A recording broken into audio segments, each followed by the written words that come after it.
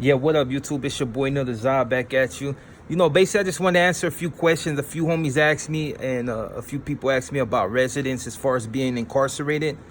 Nothing really changed, to be honest. You know, there's a lot of cats I know growing up with that just never wanted to get into any gangs, but you know, they were still out there doing whatever they had to do, you know, to make ends meet. And you know, a lot of times motherfuckers get caught up. So to be honest, when it comes down to, like, you know, residents, it doesn't change. To be honest, I ran into a lot of residents that were downer than some homies. You know, I can name their names, but I'm not gonna go into it. But as far as that, like, residents, it's all good. You know, you don't have to be a gangster to be a Southsider. You can, you know, somebody you feel strongly about, you grow up.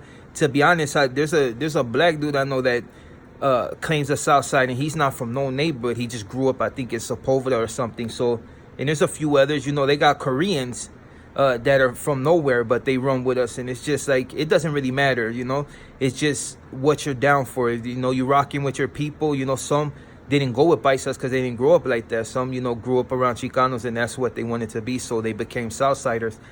And hopefully that answers that. But like, I wish I could, but I could tell you some riders that were, you know, that they were just residents. They didn't, you know, they weren't from nowhere, but they were, you know, a lot of them got shoot programs right now. But you know, with that being said, you know, another thing is, somebody asked me about, you know, as far as like motorcycle clubs. I can't really touch on that. I know about it, but I can't really touch on that. That's a whole different subject.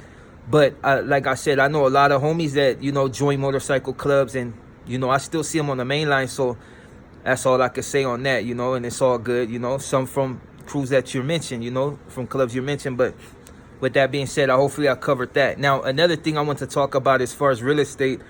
Real estate, I really wouldn't jump into right now, depending on where you're getting real estate at. But in Los Angeles, with the prices that they got right now being like $600K and up to $500, you go to Pacoima, and most houses, even if they're kind of tore down, they're like nearly fucking $500,000, you know, to get into that. And, you know, other things go into actually not only acquiring that house, but to keep it, you know. So yeah, I wouldn't go into real estate. As far as like the market, you know, to be honest, you know, when people talk about that, I would never just go, you know, invest in the market. You know, you got yearly dividends, you got monthly dividends, and then I think you got up to like daily dividends, being what you made within that day, that month, and that year. It just depends on what you want to get into. And there's a lot of homies that I know that actually deal with you know, the markets, you know, especially. But to be smart about it, I would invest in spiders. Why spiders? Is because spiders tend to deal with multiple companies. Now you got to do your research as far as what these companies, you might have them investing in like Pepsi, and then this, and then, you know, some might even stretch to like NASDAQ, and, you know, more company wise, you know, like as far as like chains like McDonald's and all that. You got to just really pay attention. But if you do your research, they pretty much will do all the work for you, you know. So that's for the people that want to get involved in that. Magazines I used to, it's like Entrepreneur, Business 2.0. A lot of them magazines will help you out, especially if you're trying to get your money. Because Entrepreneur, you know, you got shit. You can buy whole equipment to help you lay foundations like concrete, you know, driveways. And it's basically, you know, you only have to know a few things about it in order to do it. And that's actually a come up. So when I see people, and, you know, they talk shit and they complain about certain things, there's a lot of ways to make money, and those are some in particular. But, you know, there's something else I wanted to get into it. You know, a lot of fools are clowning like Cholo and dressing Cholo. Like, I'm gonna show you a couple of pictures, dog, you know, like that. You know, I don't know if you watch can see it, but that's Cholo. That's me back in the days, dog, you know. Another one, dog, you know what I'm saying? Yeah, that's Cholo. That's High Desert State Prison. You know, it's like, you know, it's just, you know, let me go, you know, further back. Look at this. Is me with my step pops from 107 Hoover. You know what I mean? He's bust. He got life right now, but see a little ponytail and shit, little nappy head kid and shit, trying to be down and shit. You can't even see the fucking rosary on my chest, you know? I used to be with all that shit, you know. Another one, dude. I was in camp. For the ones that been in camp with me, you know this one. Yeah, Camp Rocky. Little young fool trying to represent, you know what I'm saying? It's like, I've been around for a long time, dog, you know. Hold up, you know what I mean? This before I got busted. It's me and my boy Sleepy and shit, you know what I mean? Out there representing and shit, you know. That was when we were in Santa Monica and shit. even though we don't get along with these authors and shit, this is my boy Crow from Columbus, you know what I mean? That dude, he's busting in Washington right now, but man, that was like my boy out of all of them. That was my dog. And that's that black ass fool right there from Solomon Park. We're in Van Nuys at that time, you know what I mean? But fucking you know, the shit goes on and on, dog, you know? It's just I got other pictures, dog, that I'm like really young, you know what I'm saying? But you know, I just kind of, you know, bouncing around right now and shit. I got some other shit coming out, you know. They got a homie, you know, not a gangbanger and shit, but he's out of North Hollywood and shit. Got like real talent in rap and shit. You know, he been spinning for a long time and shit. And hopefully I'll be showcasing him soon. Like I said, this platform is like, you know, to create things. It's positive, you know what I mean? I can tell you other stories. I got one coming out that I'm going to talk about later. And it's basically like, you know, me getting busted and, you know, the shit that I ensued, especially as far as like my war with certain people, you know what I mean? And how it kind of fucking deterred me from wanting to even bang anymore. It's just one of those, you know, not as far as like when it comes down to the swoop and all that, you know, I'm always gonna love that shit, you know, but when it came down to just representing my neighbor, like the trials that I went through in order to become who I am, and you know, and it's never been easy, dog, but you know, the way I grew up and shit, you know, with homies and bloods, the bloods taught me a whole different way of doing things, but when I got into my neighborhood, they taught me a whole different, and they kind of similar as far as like not politics, but like the way they conduct themselves. You know, Crips, a lot of them are just turned up 24/7. These the ones I know. They were always just fucking, you know, a couple of them we slung it just because of that. Like, you know, you got that activity where motherfucker just want to see where you coming from the shoulder, so we run it and shit. Most of the Crips that I knew were about that shit. They just wanted to like fight all the time and shit, you know. Some of them I actually had to fight in order for us to become friends. But, you know, that's a whole different story. My beard is kind of fucked up right now, you know. But like the fool said, he's trying to hide. He got a nappy beard. Like, well, I'm black, so, you know. You know, I ain't got no perms or nothing. But, yeah, I take shit like that with a grain of salt. As far as, like, the haters, like, I love that shit because you still view my channel. But for the most part, my shit is just to be positive, you know what I mean? But pretty soon, you know, hopefully I have some shit lined up with a few artists and shit that are really trying to come up, you know, and they need that platform. They need motherfuckers to you know, do that backing. I got a few of them that could get on page with anybody, you know what I mean? And they're willing to collab with anybody. There's no, you know, racial bounds. There's no, oh, I can't collab with this dude because he's white, or I can't collab with this dude because he's black, or I can't collab with this fool because he's cholo and I'm not. Nah, this dude in particular is one of those that he can bridge these gaps, and hopefully, you know, when I bring him on the channel, hopefully people will actually support him. Now, as far as the interview with Big Herc, I'm ready to do that anytime, you know. Hopefully he gets at me again and shit, because I like dude, he doesn't try to reach too far into it. Oh, but most important, you know, I heard somebody come on here and say something about me saying something about Vlad. Dude, that's common knowledge. Watch his interviews, dog. He, in one of them in particular, people asked him if he worried about people, I guess, threatening him or whatever, but he said out his mouth, dog, that he rolls with the cops. You know what I'm saying? He may not be a cop particular, but his security and all them are LAPD officers.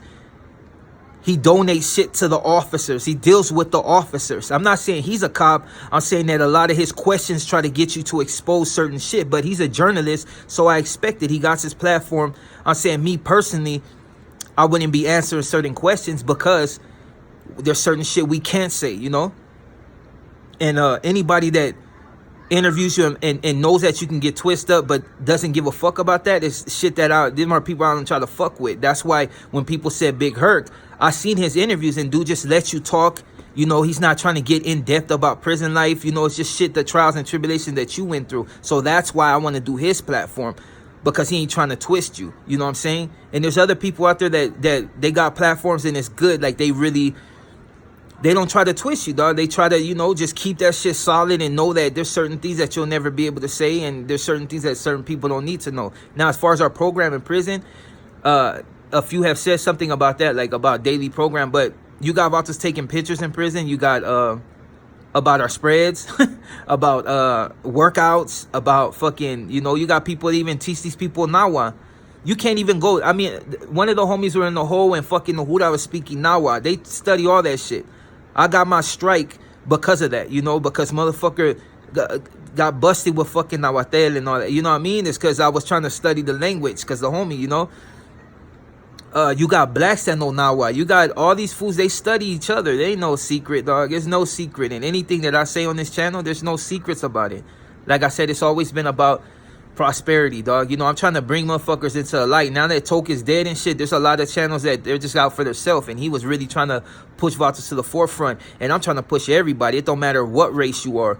But when it comes down to it, there's a lot of Latinos that will never be anything because the market doesn't open up for them. So, and they're not all cholo and they're not all whatever. You know, it's time to like bring these guys to the forefront and people that's willing to collab and break these barriers. So it's all positive. You know, we always gonna have our wars and we're always gonna have our drama and our gang shit. That's just if you live the life, you just live the life. You know, you can't be mad at it. Like, I don't expect every homie to like me, and I don't expect every black to like me. I don't expect every white to like me. I don't expect everybody to like me. My whole shit is like, you know, I gave people an insight to what my life is and what my life is continuing to be, because it never ends for me. It will never end for me.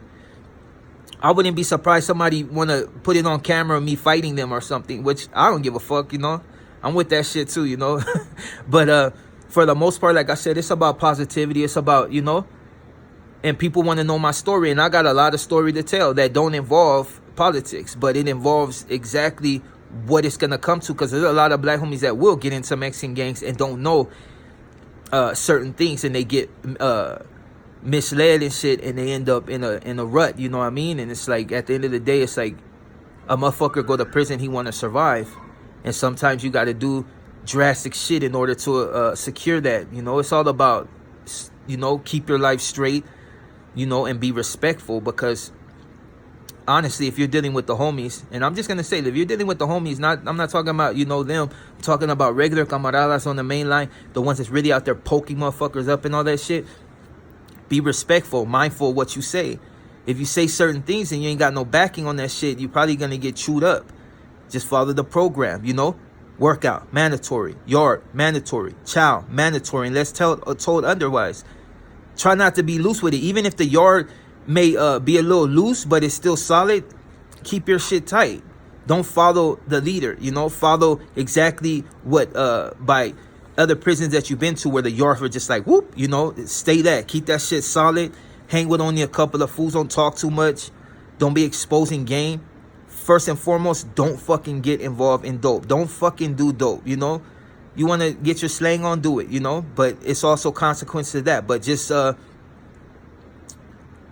always be mindful of your surroundings and always participate when it's time to participate. As long as you handling your business, dog, ain't nobody, and you ain't talking on no shit, motherfucker will respect you. There's some that will dislike you.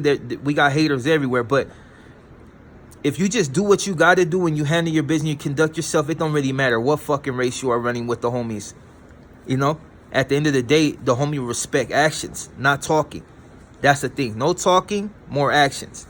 And you'll be good, dog. You figure, when I got busted, dude, they still had pagers. And I got out, you know, motherfuckers flip phones and all types of shit. I thought it was like some Star Trek shit.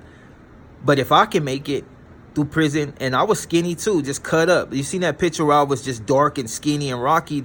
I was, I think, 18 right there or something, little fool.